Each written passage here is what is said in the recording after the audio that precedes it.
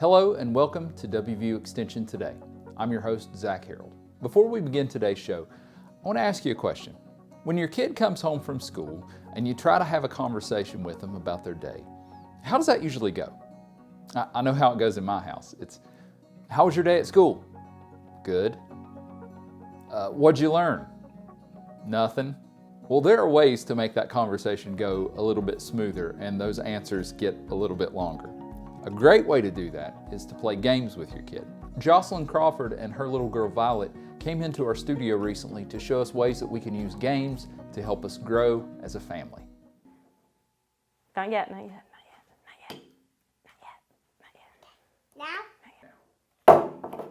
Now? Hi, I'm Jocelyn Crawford and I'm the 4-H agent in Kanawha County, and this is my little helper, Violet. And we are here to play some family games with you today. So it's really important for us as parents to take time to sort of unplug from all of the electronic devices that not only kids are using, but we're using as well, and spend some quality time doing some structured activities with kids, like board games. Exactly right. So we've got a couple games that we're going to play here. And although we don't think about it, a lot of times board games are not just, a distraction for us to do or something fun for us to do. They're also teaching kids skills like communication, strategy, teamwork, and we're going to show off a couple games that also use lots of creativity and storytelling skills. So we're hopeful that we're able to give you guys some ideas of some fun activities and games you guys can play together. Violet and I are going to play some games with each other. So come along with us. We are going to do some of our favorite family board games, so you guys have some ideas on what you guys can do at your family game night. Playing with children gives kids an opportunity to work on their communication skills, their teamwork skills, their creativity. It also allows for spontaneous conversations about how your day was, how the kids' day was, allows you to get insight maybe a little bit into what kids are doing in school. So maybe there'll be a topic about math or science or history that'll come up as you're playing the game. Yesterday at school, I learned how to count on. Use the bigger numbers and then count on. Oh, count on, okay. Because sometimes it's hard to get a conversation going, so playing a game sort of naturally lets that communication and those conversations happen. A board game is a good way for kids to start learning sort of rules or the norms that go along in certain kinds of situations. It's sort of a low pressure, low stakes kind of way for parents to say, well, here are the rules, and sometimes we bend the rules or we change the rules, but in general, like, here are the rules and we're going to play this way, and everybody understands it to be that way. Well, here's one of my ways to play. What is your way to play? We each get 2 characters. We can each get 2 characters. That's a good rule. We're supposed to get 1, but we can each get 2, right? Okay. Tinkerbell and Belle. Tinkerbell and Belle, okay. Both have Belle in the name. Oh, that's good.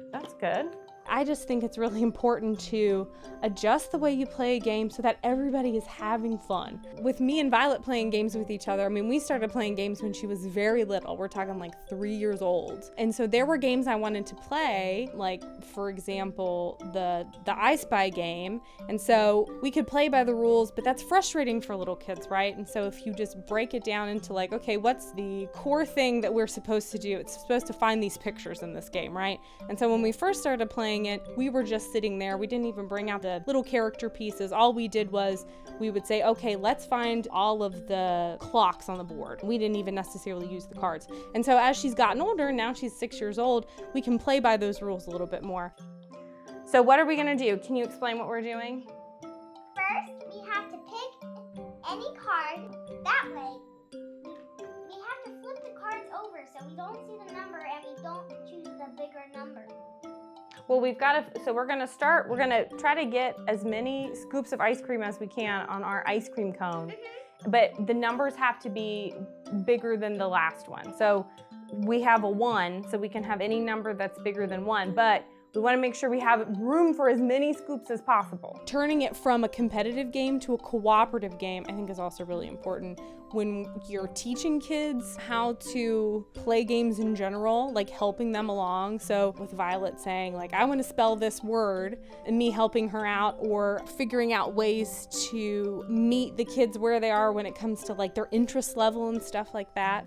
So the way you're supposed to play bananagrams is everybody picks some tiles and then you spell the words with the tiles that you have. But because Violet is a beginning speller, we pick the tiles to spell words that we already know, right?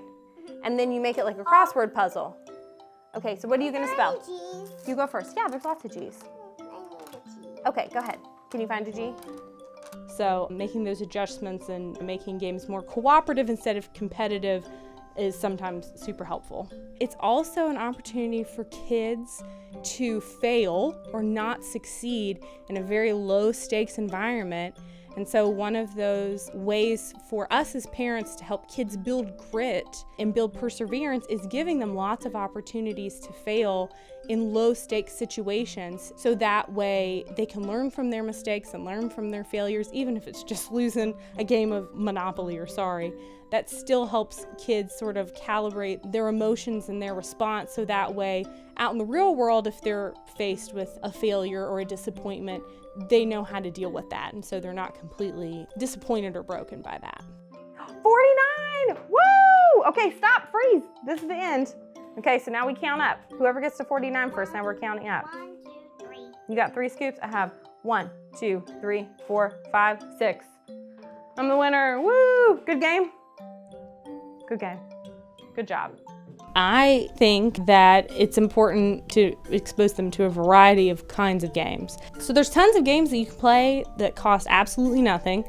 So a game that you can play with a little bit older kids is 20 questions. I mean, that's just a really fun one. Games like charades or story cubes are really based on creativity. So the kids are really using more of that higher level thinking, especially with the story cubes. They're coming up with a story, like a beginning, a middle, and end. With charades, that's a perfect game that sort of not only involves brains, but also bodies. So it's a way to act out a scenario when you're playing that game. All right. I'll go first. Okay, you can go first. Okay, looks like a bird of some kind. I'm not a bird. Oh, okay. Quack. Quack. Oh, are you a duck? Yes. Oh, okay. Your Well, turn. a duck is a bird. Okay. And then if you have games with pieces or games with boards or games with rules, that's a different kind of skill that you're teaching. Again, like we're learning how to follow rules and taking turns. So playing a game gives your hands something to do, gives your mind something to do, but then also allows those opportunities to, check in on each other, learn more about interests or new things that kids have learned about or that you've learned about, and being able to have a different kind of opportunity to share. So we hope that you've enjoyed hanging out with us and playing some family game night games with us. We've done a lot of different kinds of activities, some that took some board games or special equipment, and some that didn't, some that used your imagination, some that used teamwork. So we hope that you've been inspired and you have a family game night with you and your family soon. Say bye-bye, Violet. Bye. Bye. The magic. The magic. This is the time of year when we traditionally gather our family and friends together and sit down for a shared meal. But that's really a practice we should keep going all year long, because as Angela Lawrence is about to tell us, sharing meals is a great way to grow deeper connections and learn more about the people you love. Hi, my name is Angela Lawrence, and I'm here to talk to you about some of the great things that happen when we eat meals with our friends and families. We spend a lot of time eating meals in our lives, and eating just one meal a day together really adds up the quality time we share. I know at my house it takes my family about 30 minutes to sit down and eat a meal together. That doesn't even include the time it takes to create the meal, set the table, or clean up the dishes. Did you know that if we do this just 5 times a week, that adds up to almost 8,000 minutes of time we're spending together in just 1 year? I love eating meals together with my family and friends because we already need to nourish our bodies, and this special time together means we can also nourish our connections. When we sit down to eat together, this gives us time to talk to one another. Conversations with the people we care about help us discover new things about the world and discover new things about ourselves. We can learn about new foods and places, and even get ideas about places we would like to travel one day. I know I really like to think about places I'd like to travel. We even learn new skills and can improve our own ability to accomplish personal goals. These relationships allow us to practice being kind, silly, helpful, and unique. Telling jokes or trying to solve riddles can also make a meal fun. Like this one. What is the strongest vegetable? A Brussels sprout. Eating meals with our friends and family is an awesome way to show people that we care about them because we can pay attention to one another and ask questions. This is a time to share stories from the day, ask more questions, and talk about what made us happy or sad. I like to start dinners by asking people to share one new thing they learned that day. You should try this the next time you have a meal, and make sure to share something new you learned that day because the people you care about will like to hear it.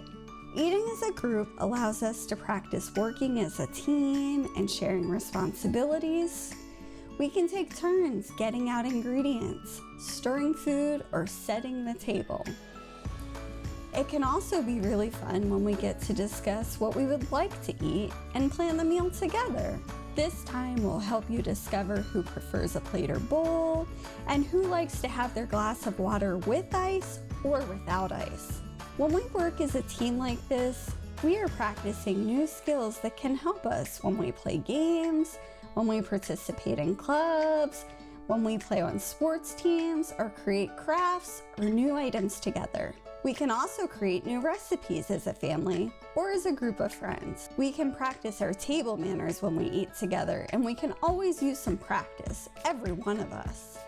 When friends and families share meals, they also get to share stories and dreams and talk about new ideas. So remember that eating with the people we care about doesn't just fill our stomachs with good food and lots of vitamins and nutrients.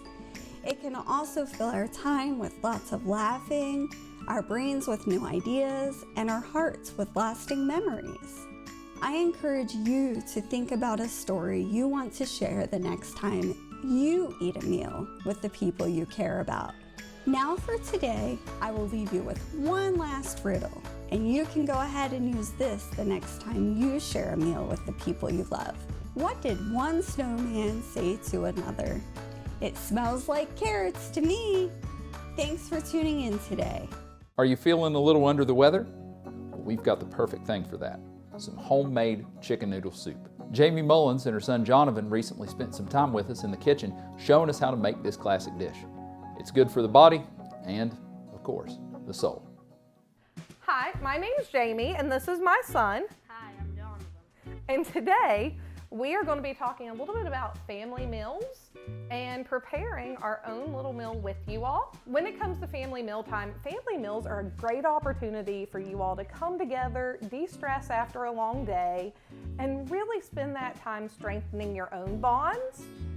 We like to use that family time to really talk about how his day was at school or what may be going on. So we have chosen today a really simple recipe that we feel will be great for this time of year. We are going to be doing a chicken noodle soup. Why a soup? Well, it's almost winter. We love soup in the fall. It's a great, easy meal that we can prepare and save for days. And we've chosen a chicken noodle soup because, well, it tastes good. That's one reason. I bet a lot of you all have turkey left over from yesterday. So we are going to be starting this out.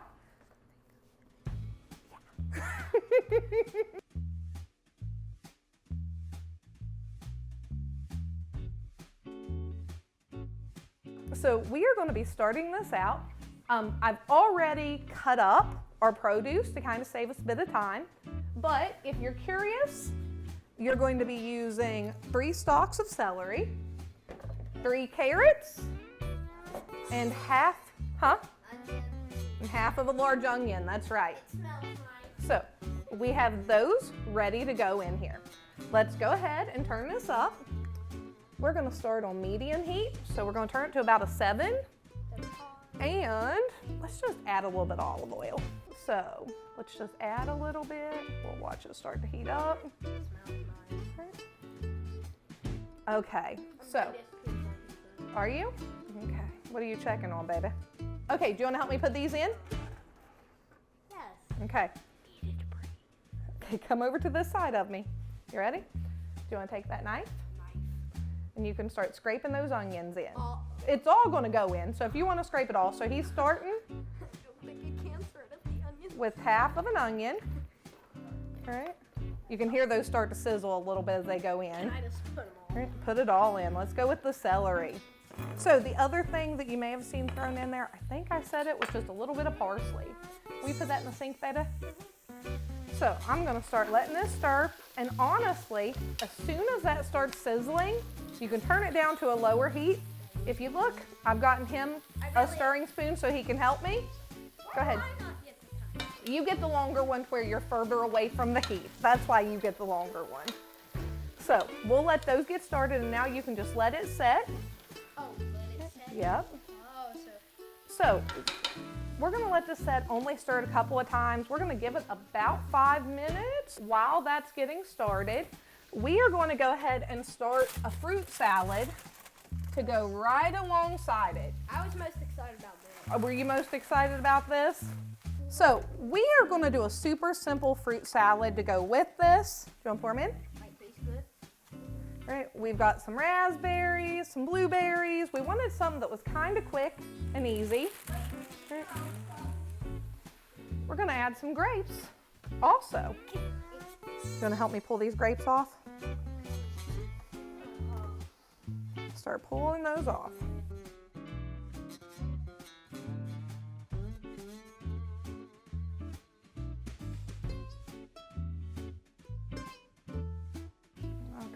You're doing a good job. Something like cutting up fruit is a really easy way to get a kid involved with you. If you don't feel safe with them around the hot stove, it's a great way to make them feel involved in preparing their meal.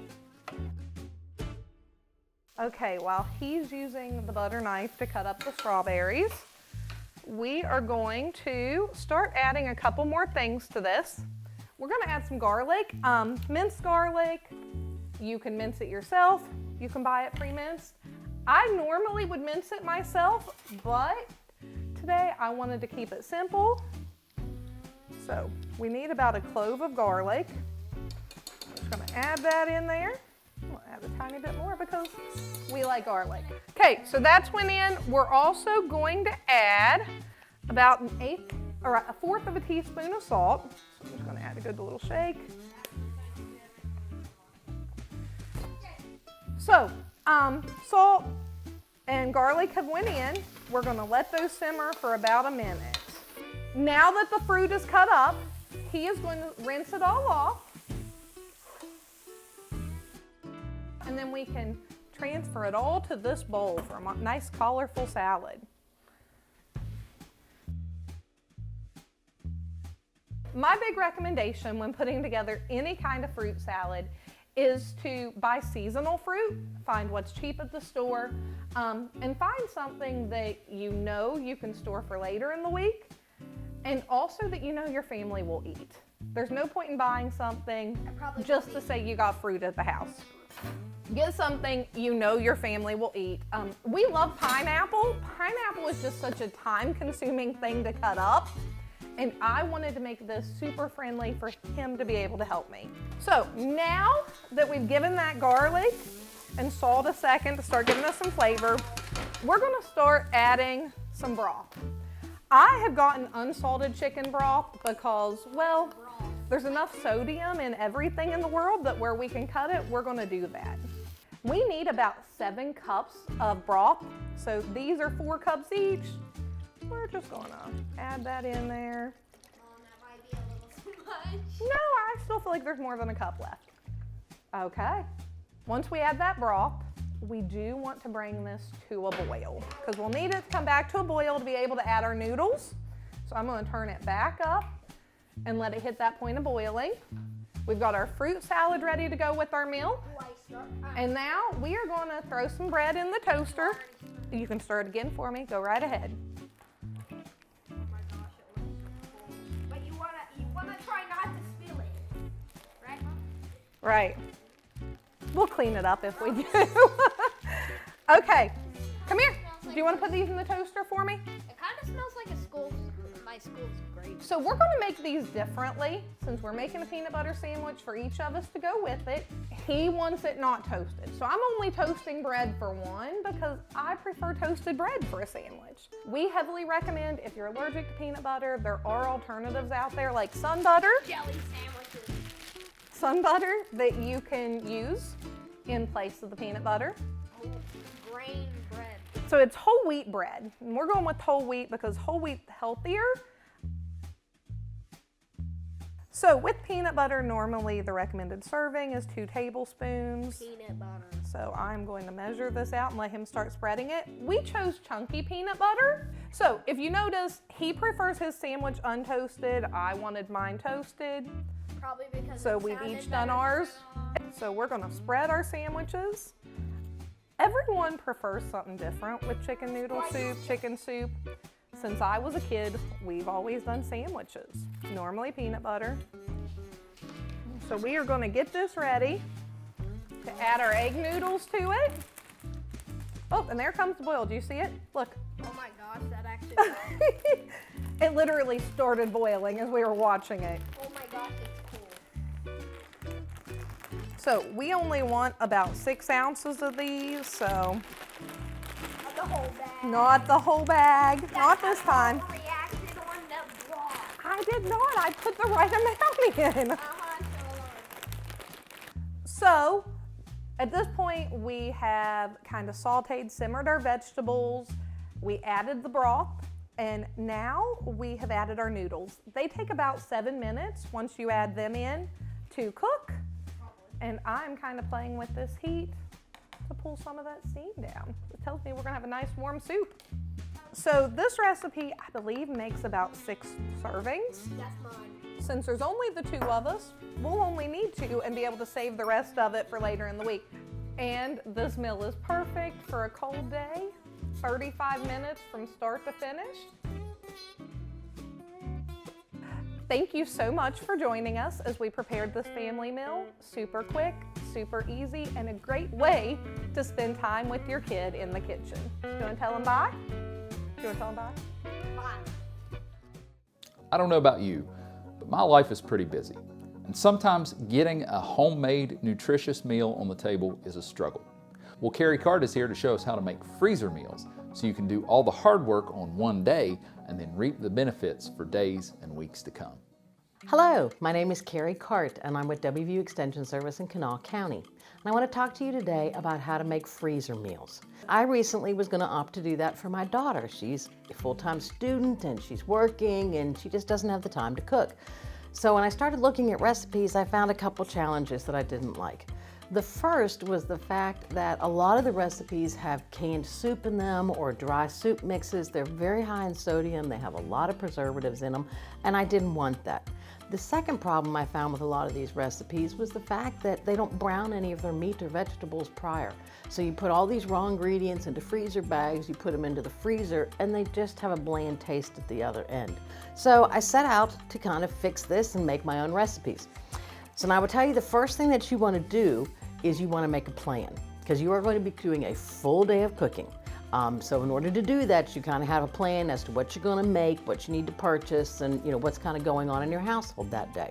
The final thing you want to do is you want to get your kitchen ready. Obviously, this is the time to declutter your countertops, make sure all your dishes are clean because you want to start with a nice clean kitchen. Not just for safety, but for ease of your day. If you can find a partner in crime for the day, that is a huge help to have a second pair of hands to help with dishes, prepping food, cooling them, and those kinds of things. So now, what order do you cook them in? That depends on a couple of things. The first thing I considered was how tired I was going to be at the end of the day. So I wanted to have the simpler recipes at the end of the day so that I could do the more complex ones in the morning when I was fresher. The second thing is what pots and pans you have. I knew I wanted to use my Dutch oven for several recipes, so I used them first for the browning, and then I saved the pots that I could let it simmer later. So that allowed me to create my list, which I did in this order. I did my roast first, I did my vegetable soup second. Third, I made a chili, a very hearty chili. I went to stroganoff, shepherd's pie, and then the last thing I did, which was the broth for the Cornish hens, because that was the easiest recipe. I browned my meat very well, a good 4 to 5 minutes at least on one side before I flip it. I did not completely thaw these roasts. I started from frozen so that I could easily put them back in the freezer. But if you look at the bottom of that pan, you can see all that nice fond on the bottom. All those browned yumminess, that's where all your flavor is. And that's what a lot of the recipes were lacking.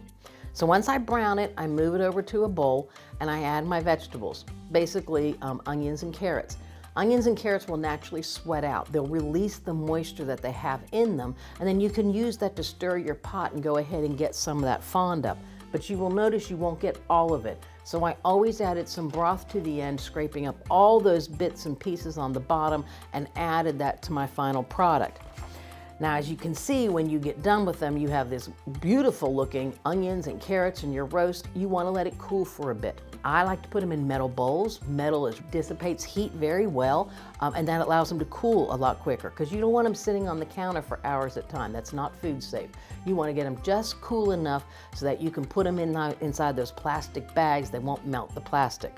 When you put them into the bags, you want to make sure you remove as much of the air as you possibly can. So I often will take a straw and put it into the end of the zipper and pull the air out, because I'm cooking for family. If you're cooking for others, you can also place it into a nice bowl of warm water, or any temperature water really, and kind of squeeze the air out and seal it. Now, when I put things in my Ziploc bags, I like to flatten them out. You can see I put them in the freezer on a flat cookie sheet. If you have enough freezer room, this is a great trick, because then your meals are flat, you can layer them in the freezer and they won't take up as much room. The next I went to was my chili. My daughter likes to have a lot of extra vegetables in her chili. I mean, that's a very healthy thing to do. Anytime you can hide some vegetables in something, that's a good thing. So this chili recipe has lots of peppers in it, and carrots and onions. It has beans, and it also has beef in it, and just like a normal chili would be. Soup is pretty easy in containers, but the chili is a little more cumbersome. So I chill that first. And you can see from the picture, when you chill it, it congeals some. It thickens up, makes it much easier to label it into bags or individual lunch containers if you want. If you want, you can go to our website. We've got a whole page set up where all the recipes are listed in detail. They're very simple and easy to follow. And I've also included some of these tips on that as well. So happy cooking. I hope you enjoyed packing your freezer for meals and making it easy during the week for you. Thanks so much for joining us for another episode of WVU Extension Today. From everybody here, we wish you and yours a very happy holidays, and we hope to see you again real soon. Till next time.